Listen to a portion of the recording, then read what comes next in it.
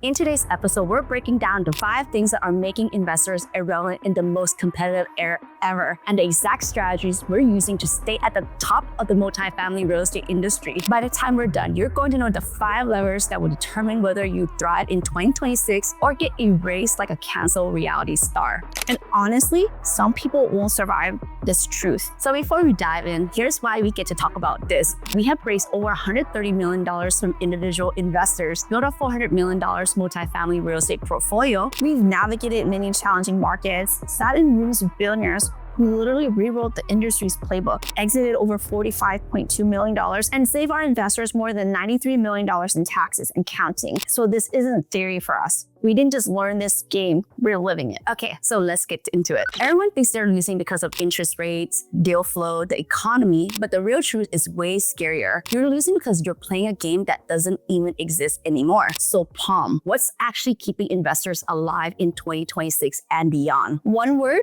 community. And here's why it matters more than anyone else realizes. Winning deals alone by yourself like a lone wolf, it's dead. Lately, we spoke to a lot of next-gen moguls, really impressive people who seemingly came from nothing and started out at such a very young age and are building amazing platforms. And this isn't just even in real estate, it's in software, it's in technology, it's in other innovative spaces. And one of the things that we drew a conclusion on is they didn't come up in a silo. They weren't built in a vacuum. They didn't grow their business in an enclosed space without any help. The reason they survive and actually are thriving is because they accelerated their performance and their growth through their community, a community that helped them actually build their support system so that they weren't doing this alone, a community that actually helps them to even buy their own platform. So those are the things that we thought back and thought and reflected. How would that have been in our lives? What would have that looked like if we had that strong sense of community that was really there to help each other win? No competition, no ulterior motives, just pure unadulterated support system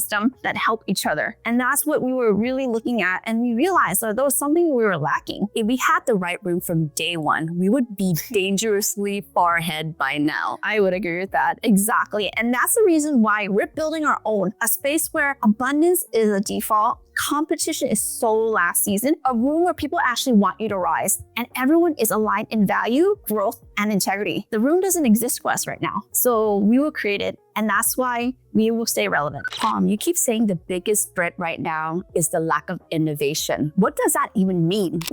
That's a really good question. I think in the multifamily space, for the longest time, there's been a tried and true playbook. Buy apartments that are run down, that looks a little bit beaten up, and then go in, do some light repair work, raise rents, and make $1 bajillion, aka classy apartments. Raise your hand if you've heard some internet guru or guru online teaching you, even in 2025, going into 2026, to go buy those apartments. Raise your hand.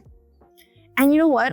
In my opinion, in my humble opinion, they're doing really everyone a disservice because it's disingenuous. The reason they're advocating for you to do C-class deals value add is because they're teaching you how to do those things because they're scared of the price tags of A-class apartments. And they can spew out at the top of the lungs that, hey, I need a lot of money in C-class apartments. But let me ask them in front of you guys right now, how many of them made that kind of money in 2023, 24, 25, and even going into 2026? And I can dare say none of them did because the market condition changes, even the lending environment has changed so drastically that most lenders aren't even willing to lend on C. So let alone buyers coming in and buying it. If the deal is selling at a discount, dig into the story. There's definitely a reason why it's selling for less. In today's market, we're already seeing pricing increase happening because there are increased transaction volume. But if you're stuck thinking that you only have to buy C, what you're going to end up having is you're going to have loan issues, you're going to have buyer issues, you're going to have constant deferred maintenance that you did not expect, and it's going to blow up your expense budget to the point where maybe you don't have enough CapEx in reserve. So recently, I heard many buyers are pitching that, hey, the seller set the price for, let's say, like $30 million, and I'm getting a $5 million discount. That means this is a good deal. But in reality, like you just said, the environment is different. It's not necessary. It's because, hey, they're getting at a lower price. It's because they can't get the loans. Yeah, so that's one of the issue right now for C-class apartments. And again, a lot of us, and I was talking to a friend over the weekend, and the funny thing is, like, sometimes sometimes we confuse 2026 with 2000s. So we think like we're still living in 2000s. That's 26 years ago. So if you do the math, a C-class apartment built in the 60s, 70s, you know how old those are? Those are literally almost 50 to 60-year-old apartments. Even B-class are 40 to 30-year-old apartments. That's why we only buy A-class apartments or we build brand new constructions, because we've gone through the whole cycle. We've gone through, hey, by the way, the foundation that needs to be repaired. By the way, all the roofs needs to be repaired. By the way, the electrical system is not working. The water heaters aren't working. The pipe is bursting.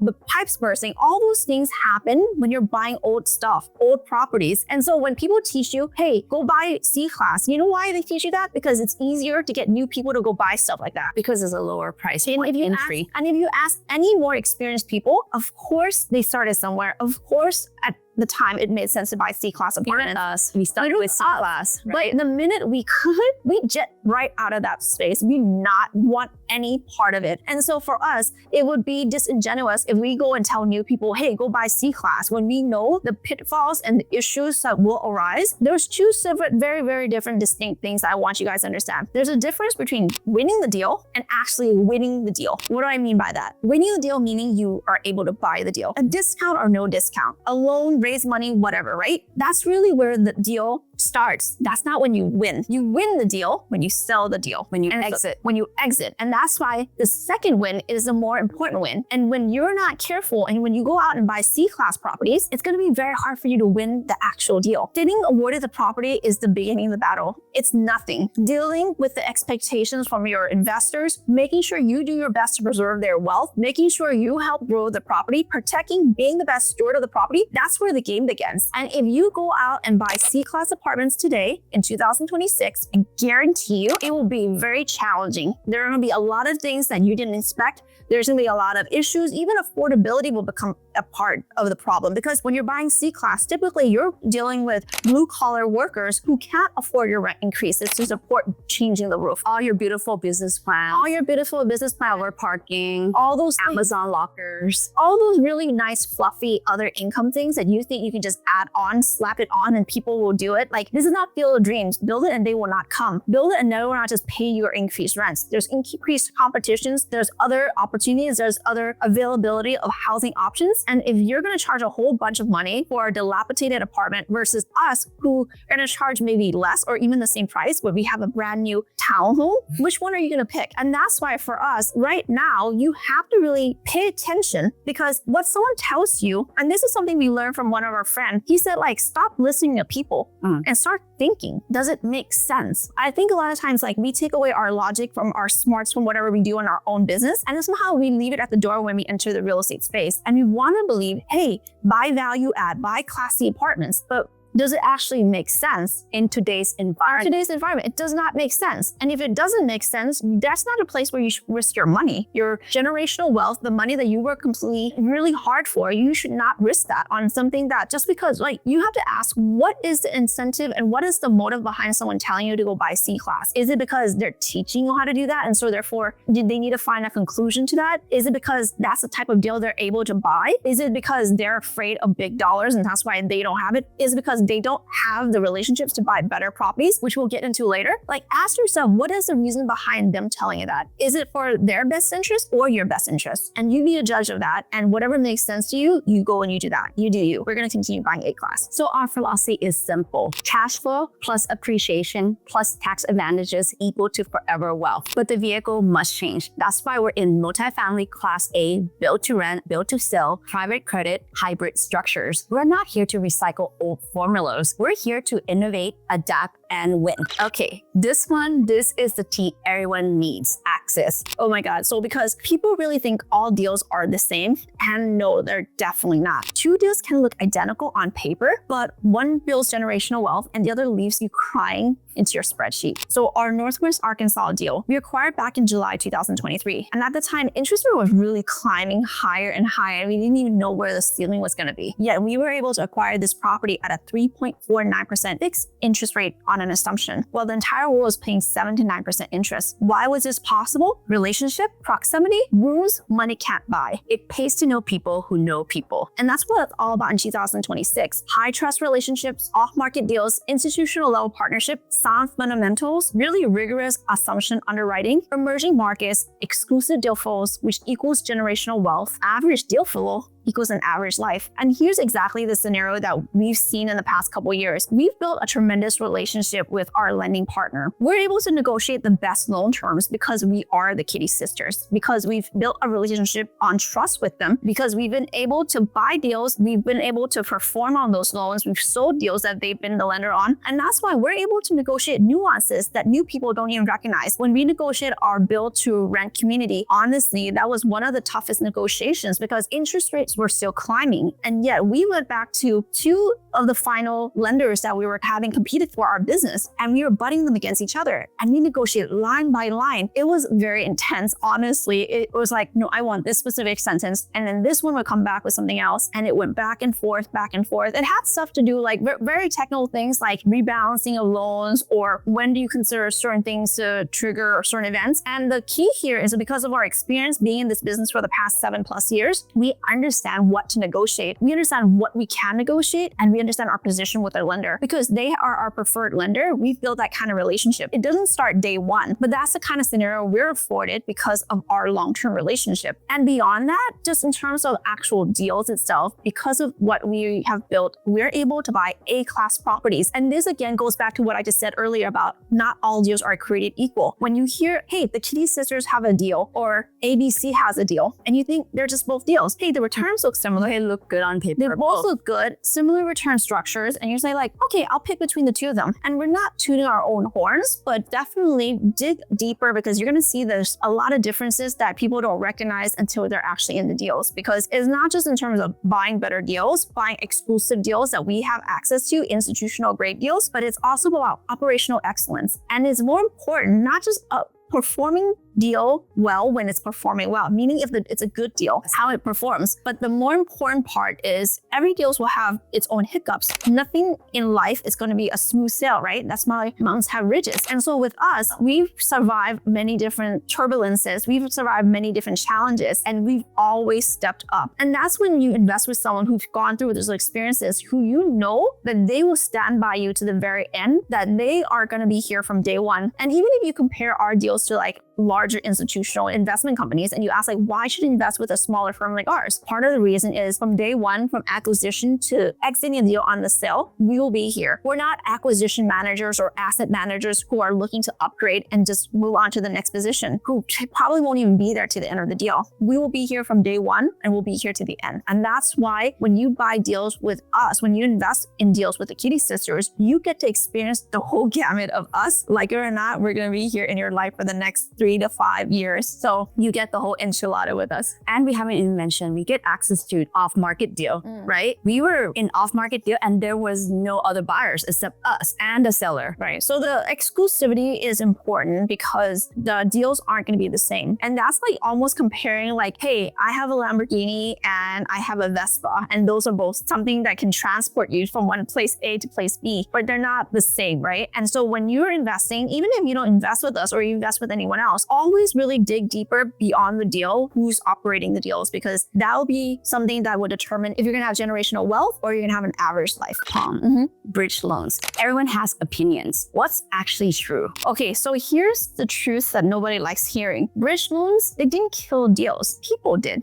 More precisely, the 11 rate hikes. So I'm gonna blame that on Jerome Powell. Expiring caps, rising cap costs, short-term loans on long-term business plans. So bridge loan wasn't the villain. The loan to business plan misalignment was. So here's our 2026 playbook on this. Number one is if we have a shorter term business plan, meaning like you want to go in, execute a certain strategy and sell in the next couple of years, then you need to have a loan type that matches that. So perhaps a bridge loan will be the best answer. Why? Because bridge loans tend to have a shorter prepayment penalty. Basically, commercial loans, unlike residential loans, you can't prepay it. You actually pay an interest. You will pay the amount of interest that your loan that you sign on for the loan. loan, and it sort of steps down as you go. So early on in the process, you're going to end up paying millions of dollars if you're trying to exit the loan early. So with bridge loans, that period, instead of being years, is only 18 months. Anything beyond 18 months, you can pay off the loan faster. Bridge loan also gives you that flexibility where you can come in and out. If you have a 5-year loan or a 10-year or 12-year loan, but you want to exit in year 3, you may not be able to. And that you have to pay the high price, or you have to pay the high price. And fortunately for us, on our first multifamily deal, we actually exited with a 3.11x multiple, which is a 311% return in 27 months. In 27 months, in spite of having the prepayment penalty. But unfortunately, that's not the reality that everyone lives. So therefore, that needs to be a good match. If you have a short-term business plan, you can have a little bit longer. For example, if you expect to have a 3-year business plan, then maybe a 3+1 bridge loan may work for you. Now, the caveat that we've learned since the last market cycle is that you need to buy the rate cap for the entire period of your business plan. Typically in the past, we would buy a 3-year rate cap